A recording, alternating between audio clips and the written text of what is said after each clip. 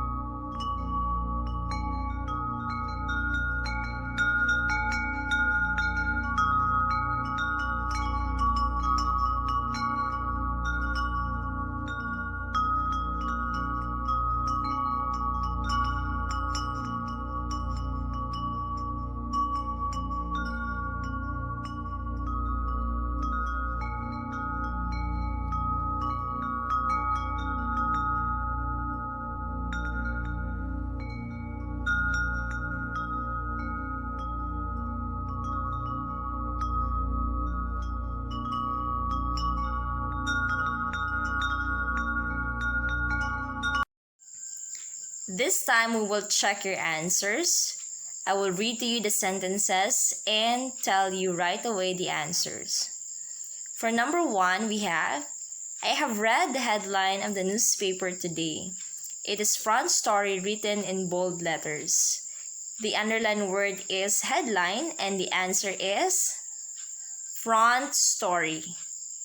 For number 2, Mr. Mercado gives a piece of advice to his son-in-law. The husband of his daughter wants to go abroad. The underlined word is son-in-law, and the context clue is the husband of his daughter. That's the answer. For number 3, parents provide backstop during Brigada Eskwela. Backstop is, the answer is assistance. So that's for number 3. Number 4, 2 weeks later, Arian was cleaning out the small bag she carried with her everywhere when she found a thin black leather billfold. What's a billfold? The answer is wallet. For number 5, the policeman broadcast the issue of illegal logging. Broadcast means, by the way, we look for the antonym of the word. So, if broadcast is to spread, the antonym of spread is hide. The answer is hide. And for number 6, Luisa wants to stay at the backside. So the underlined word is backside. So the answer is, backside is something found at the back. So the opposite of back is front. So that's the answer. For question number 7, my mother and I crossed at the overpass. The underlined compound word is synonymous to overpass is a footbridge. That's letter A. And for number 8, the keywords must be in uppercase because it is easier to emphasize if they are written in capital letters. What words in a sentence hint the meaning of the word uppercase? So uppercase means capital letters. So those are the answers. I hope you got the passing score. So that's it. Congratulations for those who passed, and for those who did not, study well. Okay, so I hope you understand and you got something new from today's lesson. So that ends our virtual class and hope to see you soon.